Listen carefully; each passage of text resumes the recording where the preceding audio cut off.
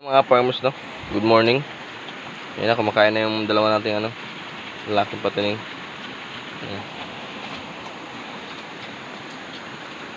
Ngayon dahil panahon ngayon guys, tayo malamig ngayon. Kaya ang ginagawa nating ng pagkain nila, dry muna. Dry muna pagkain natin sa kanila kasi sobrang lamig dito sa ngayon, bukid namin. Kaya ginagawa ko dry muna. Yung ginagawa kong alternate sa depende sa panahon guys. Titingnan ko ang kung malamig ang panahon dito sa amin, walang araw, pinapakain ko sila ng dry feeds. Pero pag tag-init dito guys sa amin sobra, pinapakain ko sa kanila with feeds. Binabasa ko yung pagkain nila kasi para hindi sila ma-dehydration, para at least basa yung tubig nila, hindi masyadong mainit sa katawan nila. Pero ngayon sobrang lamig dito sa amin, kaya dry feed muna. Basta may tubig lang sila lagi, mga farmers. May tubig lang palagi sila para hindi sila maano.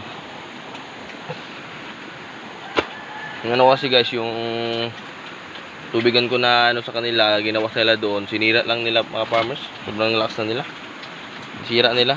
Wala, kaya pero kung nilagyan ko sila, kung may tubig sila diyan, sobrang na sila, sobrang laki. Pero di mo natin sila nabuilo ngayon na paglaki kasi sobrang mura ng ng low live weight. Farmers, no? Yun yung update natin sa natin, patining natin. Ayun guys, sobrang laki na ng natin, mga baboy.